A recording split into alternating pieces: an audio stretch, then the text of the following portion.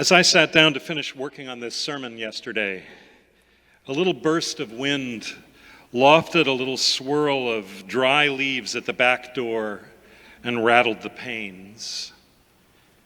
Venturing out into the driveway to get the mail, there was enough new cold in the air to fill your eyes to overflowing and reduce the view from the mailbox to a watery blur.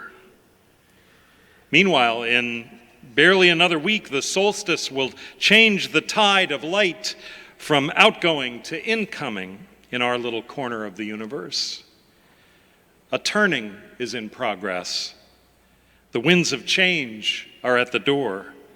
A new time is blowing in. Something's up. In those days, Mary rose up and went with haste to a town in the hill country of Judea.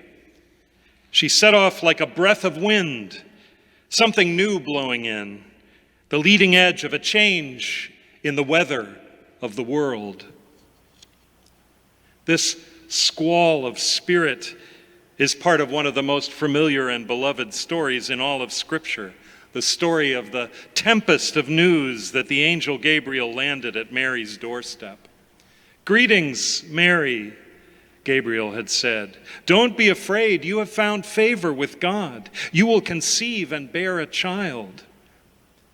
And probably it didn't take the eyes of an angel to see how news like that would rattle the recipient.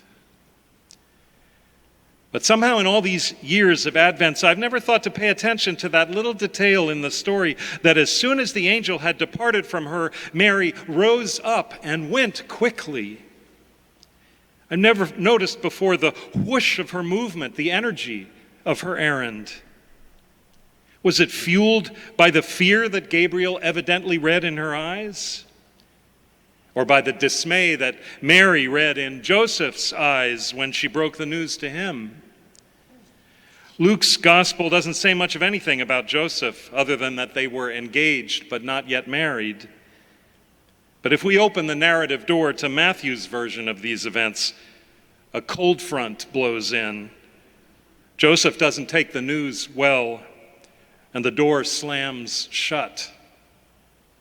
Maybe Mary's sudden journey was necessary to open some space for the two of them to weather the change between them. Or was it just the sheer scope of what she was now carrying? Was it one of those times when you hear yourself say yes and then later think, "What have I done?" Did it take Mary a minute maybe to replay the angel's message in her mind before she could hear that other important piece of the tidings? "Look, your cousin Elizabeth has also conceived a child, even in her dotage. She's already 6 months along." Maybe just the mention of the name Elizabeth was the gust of wind on which Mary could ride to a door that she knew would open to her, and a wise, weary face that would break into smiles, and arms to make a safe harbor for all this swelling news of a new season in each of their lives and in the whole world's life. This is a season full of dreamers preparing the way for the advent of God. Isaiah with his visions of a world re-landscaped by peace and justice, as we heard from Catherine last week. And John the Baptist in the wilderness with his wild talk of a solstice of hearts turning back toward the light. Shepherds with their heads full of angel songs and sages with stars in their eyes, risking the journey to go and see for themselves. In this season that urges us to be ourselves like those who dream. Well, it's easy to overlook Elizabeth. The young always have the edge in stories about changing the world, don't they? So the young woman, Mary, rises up and heads full of news and full of God to a certain house. But let's not overlook the dreamer who's waiting to greet her there. Blessed are you, and blessed is this child whose life is being woven even now into yours, were Elizabeth's first words of greeting. And the story says that Elizabeth cried out those words even before Mary had so much as said a word about the gust of news that she was riding or why she needed to come. Elizabeth recognized what she was seeing, of course, because she was carrying her own tempest of news, her own improbable, impossible child. But she knew it too, because she had the kind of heart that's tuned in to the joys and sorrows of others. That's what it means to live blamelessly according to the commandments, which is how Luke introduced Elizabeth at the very beginning of Luke's gospel story. Blessed is she who believed that there would be a fulfillment of what was spoken to her by the Lord, Elizabeth said. And though she said it to Mary, she felt the blessing fall on her own head too, blessing raining down on them together in the dooryard of that little house in the hill country of Judea, with the weather of history changing all around them, all within them, a front of blessing moving through. It's easy, especially for a man, to lose sight of what brought them together, what they recognized in each other, laughing there in each other's arms, or weeping, or wondering, or whatever they did, with Mary about to burst into song right there on the front porch. This is a story about the overturning of humiliation, a story about gathering up your dignity, rising up and making haste to leave behind the shaming, mocking, othering, catcalling disapproval of those who think they know who you should be. This is a story about riding the tempest of news from God into the reassuring embrace of someone else who has heard it too and will understand. Someone who will weather it alongside of you, offer you refuge in the sweet shelter of their company. When childless Elizabeth first realized what God was up to in her own life, she had said, "See how the Lord has looked with favor on me and taken away the disgrace that I have endured among my people." And what Gabriel first said to Mary, as you heard, was, "You have found favor with God." Though the news was hardly going to earn favor for her in the narrow lanes of Nazareth. Two women who knew how it felt to be looked upon with disgust by their people. Damned if you don't, and damned if you do. Has God ever done a kinder thing than the simple thing of giving Mary and Elizabeth to each other in these circumstances? Two women who knew how it felt to be looked upon with favor by God, and who now knew that the thing they the most needed to do was to look with favor on each other, to bask in the healing holiness of companionship. I'm not sure I've ever had the temerity to preach about something about which I have less experience, to which I have less access than the solidarity of women, particularly in the course of carrying a child. What I know more about, a good deal more about, in this culture of ours, is the way many men are trained to be men, which is by practicing the disciplines of emotional separation and honing the arts of competition, even humiliation. And we can all see how this culture of ours actually seems to be beginning to assume that mocking or othering or shaming other people is just part of business as usual. And how the premise of our society seems to be shifting toward the assumption that we should all have the right to separate ourselves from the struggles of the people around us, as though opting out of the work of social healing were one of the freedoms that democracy somehow guarantees us. The blustering winds of a changing season that rattle the panes of the back porch door make you wonder whether or not the shelter of each other is part of our calling as human beings anymore at all.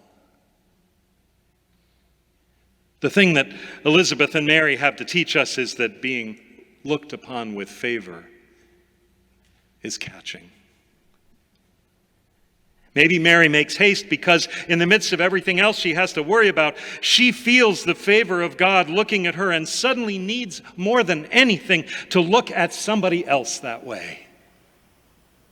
Maybe the wind, kicked up by the wings of the departing angel, blows her in the direction of a certain house in the hill country of Judea, where there is someone who she knows will understand, someone who will go through it with her, whatever it turns out to be. Maybe, for all we know, it was the company of Elizabeth that made the whole incarnation possible.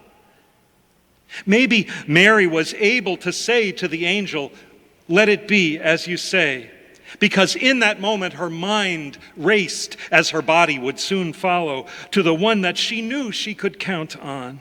Maybe she ran to Elizabeth just so that she could ask, "Did I dream that?" And then be surprised when Elizabeth says, "I was going to ask you the same thing." How blessed is the woman who believed, Elizabeth said, looking her cousin up and down. Using the same word, blessed, that Jesus would eventually speak years later on that hillside to those astonished people who probably knew something about humiliation themselves, and so could hardly believe their ears at first when they heard him say, "Blessed are the poor, the meek, the ones who mourn, the ones who make peace. Blessed are the ones who are persecuted." What happened to Elizabeth turned out to be happening to Mary too, and what happened to Mary was going to happen to everybody. God was going to look with favor on all of them, blessing on all of them through the eyes of that child of Mary's someday. And then use favor in the eyes to start dismantling the edifices of humiliation, brick by brick. It would happen to anyone who decided to accompany each other through the changing weather, through the blustering squalls of the tyrants, and then through the breaths of fresh, bright air as a new front of love with a chance of justice rolls through. Accompaniment is a sacrament, I think. An outward and visible sign of an inward and spiritual grace. Accompaniment, after all, is what God came to earth in Jesus to do and to teach us to do. And when you find that kind of shelter, has this ever happened to you? When you find that kind of shelter, doesn't it make you feel like your soul is a magnifying glass for the love of God? Even, or maybe especially with the sting of humiliation still fresh in your memory. What deeper place can a song come from than from the experience of feeling known, understood, loved unconditionally in whatever odd or queer or unimaginable or just lonely condition you find yourself in? No wonder Mary stands on the front porch and sings before she ever gets inside the little house in the hill country of Judea. And no wonder this whole city could hear the sound of singing wafting out of the front porch of this building back in the 90s, in the time when innocent and beloved and blessed people were suddenly dying of a plague nobody understood. And the people in this little house offered them, of all things, accompaniment. And the people who to this day hear the songs rising from these people and wafting out this door that say, however you understand who you are, in whatever words by whatever pronouns, we are with you, with you. And what will the singing be like on the day when we find a way to offer the sweet shelter of our companionship to those around us in the city in circumstances that make being looked upon with favor so rare? The day when we will all see what kind of thing, the day when we will all see what a kind thing for God to give the city and the church to each other, the sacrament of accompaniment. Although I'm a man and have no right to say this, I can't help wondering whether what you feel when you know that you are accompanied, what you feel when you know that God has looked upon even you with favor, what you feel when you know that you are not alone, what you feel then might be a little bit like how it feels when life itself leaps up inside you.